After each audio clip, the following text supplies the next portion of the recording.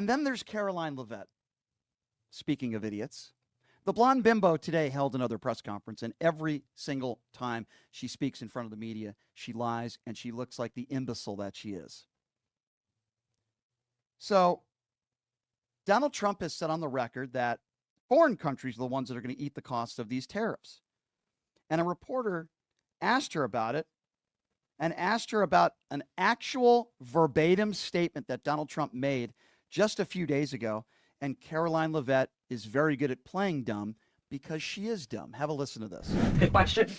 It's Liberation Day. Yes, it is. Caroline, the president has said foreign countries and companies will eat the cost of tariffs. In his speech on Inauguration Day, he said, quote, instead of taxing our citizens to enrich other countries, we will tariff and tax foreign countries to enrich our citizens. Right. So then why did he have to tell the domestic automakers not to raise prices? Well, that was a private conversation that was had. I'm not sure if that comment was made or was not made. But as for what the president said in his Inauguration Day speech, he's absolutely correct. A tariff will be a tax on these foreign nations, these foreign companies. And if they want to be absolved of that tariff, then they can come here to the United States of America to do business, bring their jobs here.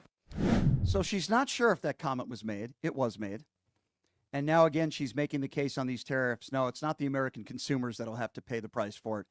It's the foreign countries that are going to be paying for it. That's also not true. The American consumers are paying, and hit the brunt of it is you and me. Karoline Leavitt is an idiot. She also was asked about Signalgate. Remember, this happened less than a week ago.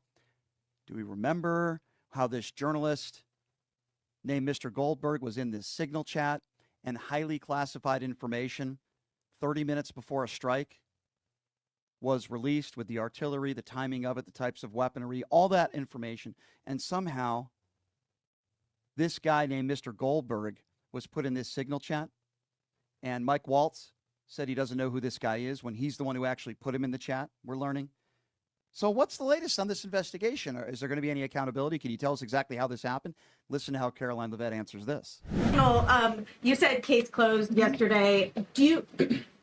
As that case was closed, do you have anything that you can share about what was learned, how this can be avoided in the future, any sort of findings from that investigation? The case is closed and the president continues to have confidence in his national security advisor. They used the Signal chat. There's no, I'm laughing because it's so ridiculous. There's no accountability. Zero. None. This is like it's like a guy who's thinks he's talking to a woman he's cheating on with, and instead he sends the text message to his wife. And don't worry about it, honey. We're not going to put any accountability on it. Although that's not putting our brave men and women at risk. It's maybe ruining a relationship, but there'd be a lot of accountability if that happened, right? Think of a loved one in your life and you accidentally put somebody else in that chat. There probably would be a lot of accountability, right? But we're talking about lives at risk. Think about that for a moment. Lives at risk. And they're saying, case closed. There's nothing to see here. We don't want to talk about it anymore. We're not telling you how it happened. No heads are going to roll. Nobody's going to be fired. Nobody's going to be suspended. We're not answering any more questions on it. Let's move on. Another reason why Karoline Leavitt is an imbecile. And then we go back to the tariffs again. And here is Karoline Leavitt basically saying Donald Trump is doing everything in his power to make sure that everything is cheap and the cost of living is cheaper for the American people. Meanwhile, the 25% tariffs killing the Dow, which was down 900 points again the other day, killing the fact that our wonderful people in this country, some of whom are struggling, living paycheck to paycheck. It's killing the American consumer. Gas prices are up throughout the country. Inflation is up throughout the country. I'm talking since day one, since Donald Trump took office. I don't care if it's down the last week or two. I'm talking about since day one. The war in Ukraine is still going on. The Israel-Palestinian conflict is certainly no better now than it was on day one. But Karoline Leavitt is saying Trump is doing everything to help the American people. Caroline. Sure. The president said over the weekend that he couldn't care less if prices went up on foreign cars because people buy more American cars. There's been consensus from a lot of economists that these tariffs could raise prices on other goods as well. Is the president comfortable with Americans on Main Street paying more because of these tariffs? The president is doing everything he can, and this entire administration is doing everything we can to bring down the cost of living in this country. An inflation mess that was fueled by the previous administration's reckless spending, over more burdensome regulations that this administration is focused on slashing every single day. I just read you a statistic just from the Environmental Protective Agency alone. We're saving taxpayers money that's ultimately going to drive down inflation, and we're unleashing the might of our energy industry, which will bring down prices as well. To the heart of your question, because this is very important to the American people, you should trust what this president did for you in his first term. He effectively utilized tariffs while driving down inflation. It was a record low 1.4% when he left office, and he's focused on getting back to that. It's unfortunate the previous administration left us in this mess. Yeah. What mess was that, Karoline? What mess are you referring to? We should trust the president, what he did in the first, what's that, in the first administration? What, getting us $8.2 trillion in debt? We should trust him. I agree with you there. We should certainly trust him to get us at least $8 trillion in debt again. So I agree with that. Should we trust the president like last time around when he made false promises to the American people? Whether this time when he said no tax on tips or he's going to end the war in 24 hours. Last time when he said he was going to hire a special prosecutor to go after Hillary Clinton. We're going to build a wall and Mexico's going to pay for it. How did that work out?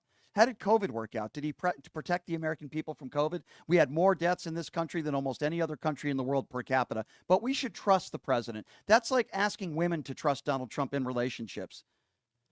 That's like someone who is a habitual liar who's cheated on every single woman he's ever been with. That is Donald Trump, by the way. And then a new woman in a relationship with Donald Trump or contemplating a relationship saying you should trust the president with the way he's treated women in the past. That's exactly what Karoline Leavitt is saying, only it affects all of us because she's talking about the country. The country should certainly respect and believe the president based on what he did in that first administration. Again, it's like saying a woman should trust Donald Trump for being faithful to her. It's the exact same thing. I'm going to use the exact analogy there. It's ridiculous and it's laughable. And then there comes the judge who has ruled against Donald Trump, especially when it comes to these alleged gang members and alleged undocumented immigrants that were sent to this El Salvador prison, right? Over 260 of them put in there, and we're learning some of those people were not only gang members, but some of those people have never committed a crime in their life. They're all deported. They're sent to this El Salvador prison, and all we've heard from the White House, well, we think they were gang members because they had those tattoos. And they're sent to one of the most highest maximum security prisons in the world. So Karoline Leavitt has asked about this judge and a judge that ruled against at least one individual that should still be in this country. That person is in an El Salvador prison in maximum security. And I want you to listen to how stupid Karoline Leavitt is. Yes, we know she's an imbecile, but she's also very stupid. The blonde bimbo, listen to her response to that. This administration is going to continue to deport foreign terrorists and illegal criminals from our nation's interior. But a judge ordered that he should remain in this country. So are you saying that it is okay to ignore a judge's ruling if you don't like it? Who does that judge work for? He's an immigration It was an judge. immigration judge who works for the Department of Justice at the direction of the Attorney General of the United States, whose name is Pam Bondi, who has committed to eradicating MS-13 from our nation's interior. Okay, so hold on a second. Let me just think this one through. So because a judge is, any judge apparently, is working under Donald Trump, that means they have to rule in favor of Donald Trump's agenda every single time. And if they rule against it, they're going to attack the judge, attack the judge's family. The judge works for Donald Trump. So in that case, I guess those Hunter Biden charges should have never happened because apparently that was a judge that was working under Joe Biden's DOJ, right? Does that make sense? No, it doesn't, because Karoline Leavitt is an imbecile. But according to her, if there's a judge that works under a Republican president, and if that judge rules against the president in any way, shape, or form, the argument is, well, that's unconstitutional because that judge works for Donald Trump's DOJ and Pam Bondi, so they have to rule in favor of everything that Donald Trump does in his agenda. Again, it's the dumbest argument I've ever heard in my life. It makes absolutely no sense. It is, again, she is a colossal imbecile beyond the stretch of the imagination how stupid she is. And the fact that some people in America buy this BS is a joke. And I want to start with something that is probably the dumbest and most ridiculous statement you will ever hear coming out of the White House and Karoline the Liar Leavitt. Yes, that's right. A Fox News reporter asked her about Shedeur Sanders in the NFL draft. And President Trump was making the case that the reason why he was drafted is because Donald Trump Truth Socialed something. I mean, it is so absurd and it is so ridiculous. I said, I have to play it for my listeners. Have a listen to this. One more. After the president's Truth Social post, the Browns finally took Shadur Sanders. Does the president think he deserves credit for Sanders getting picked? And does he think going to the Browns is better than being undrafted? Hey, all I will say is the president put out a statement, and a few rounds later he was drafted. So I think the facts speak for themselves on that one, Peter. We'll go to the back row in the middle to the blonde. Yeah, go to the blonde. Yeah, the facts speak for themselves. So let me get this right. An NFL team in the Cleveland Browns drafted this guy because Donald Trump put something on Truth Social. Yeah, that really makes a lot of sense. I mean, you want to talk about an embarrassment. And then Peter Doocy, as I like to call him Peter Douchey from Fox News, asked Karoline Leavitt about these written trade proposals. Now, as you've heard from people in the Trump administration, they said there would be 90 deals in 90 days. What day are we on now? There have been 0 deals. They also say that, or Trump has said that 100 countries and leaders of these countries have kissed his ass and they all want a deal. Yet he hasn't named one country and he hasn't named one name because it's a lie. So Karoline Leavitt, to an extent, is asked that same question about these supposed written trade proposals, no deals yet made. And listen to the question and listen to the way she answers it. You guys have at least 18 written trade proposals. We still don't know who they are from or what they contain. What is the holdup with that? There's no holdup. We're working around the clock. The trade team is working all day. I was on the phone late last night with Secretary Lutnick. I was on the phone this weekend as well with Secretary Bessent. I mean, the entire team is working 24/7 to get these trade deals done. And I think you'll be hearing more about them this week. I don't want to get ahead of the trade team or the president in announcing potential deals, but certainly I can assure the American public that this administration is full speed ahead in cutting good and fair trade deals on behalf of the American worker. Well, if that's the case, then where are they? Navarro said there would be 90 deals in 90 days. We're a couple weeks into this thing, more than a couple weeks. No deals have been made. So you're not getting ahead of yourself. It was people in the administration that were saying 90 deals in 90 days, including Donald Trump, by the way. There hasn't been one deal made. So if you really are working around the clock, can you name us one deal that's been put in place? Oh, wait, there isn't any. You lying scumbag, you and the entire administration. You are liars. You are an embarrassment to the country. Everything about you is a lie. And you imbecile, you put that cross on your neck and you hide behind your fake Christianity and you lie for the president every single day. You are despicable, Karoline Leavitt, and so many that work with you and underneath you. Karoline Leavitt has been twisting herself into a pretzel, as she will be doing every day, and as she has been doing, because she was on the campaign trail with Donald Trump, and she did this show actually a few months ago. She's an election denier, and she will lie with her cross on her neck. She will lie and say and do everything that Donald Trump tells her to do. She will lie for Donald Trump, like so many others have done as well. But she actually embarrassed herself on Fox News yesterday because one of the anchors over there, Roberts, who he's okay. Sometimes he challenges Republicans. It's very rare, but he did challenge Karoline Leavitt in talking about Donald Trump's announcement to take over Gaza. I want you to listen to this exchange because Roberts does make a really good point. Well, wait a second. I thought this was Make America First. Why would you get involved in foreign entanglements? And listen to the way Karoline Leavitt responds to this. Guess what? The president's announcement on Gaza the other day, which seemed to take staff members by surprise. It's something that he had talked about, but they didn't know he was going to make an announcement. A few people I've talked to who worked there at the White House, when they heard that, they said, wait, what? I mean, it's an idea. Some people think that he's laying down the gauntlet to our allies to say, well, if you don't like this idea, have you got a better idea? But the question I have is he went through the campaign saying that he wanted to get the United States out of its involvement in foreign entanglements. This would seem to be exactly the opposite of that.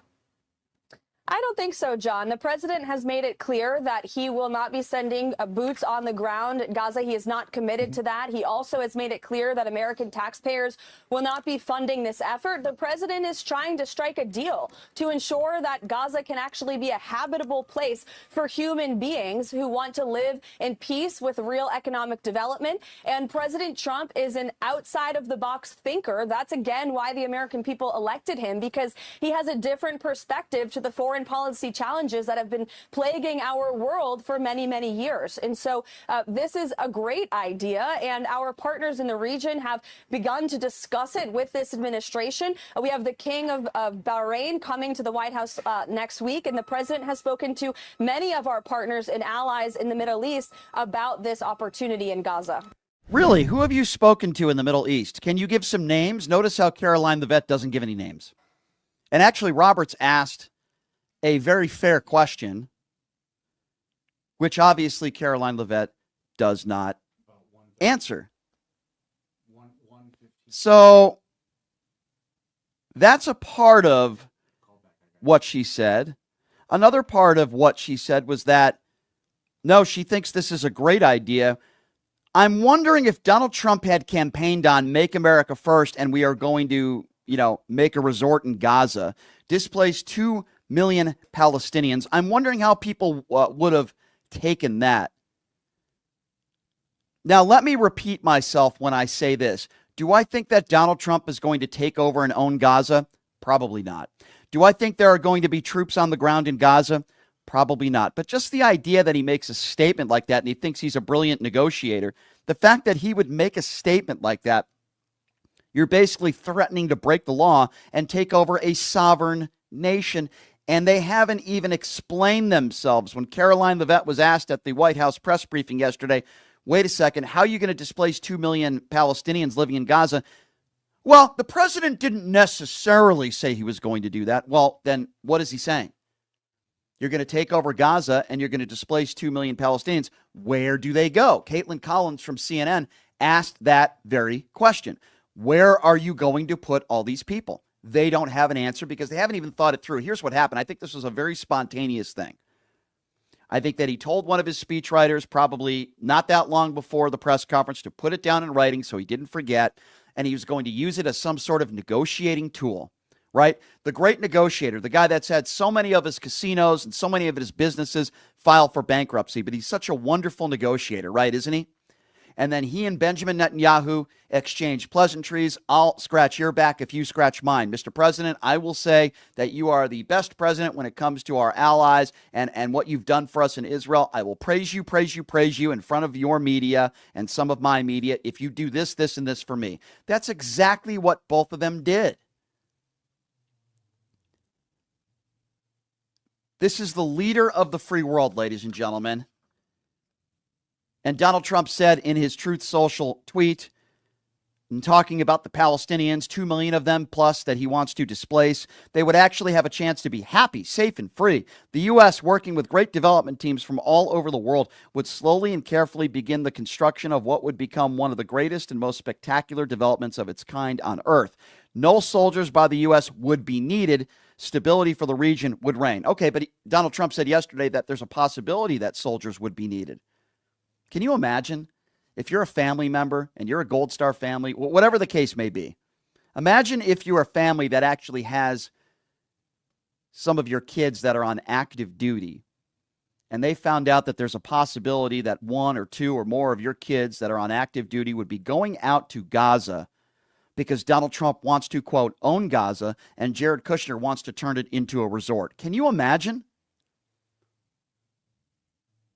Can you imagine? I'm not going to sit here and say there's no chance that that could happen. I doubt it'll happen, but I'm not going to sit here and say there's no chance. Whatever happened to his Make America First agenda? While you have Elon Musk that is $300 to $400 billion richer. Actually, some would say more than that. Maybe it's $1 trillion. I don't know. Maybe it's $1 billion. I wouldn't say it's $1 trillion, but certainly Elon Musk has profited greatly. I think it's fair to say he's made billions already off of Donald Trump and his administration in the first several weeks. I think that's very fair to say. Is this a Make America First agenda, Make America First, or is this a Make My Billionaire Tech Friends First agenda? I think we all know the answer to that one.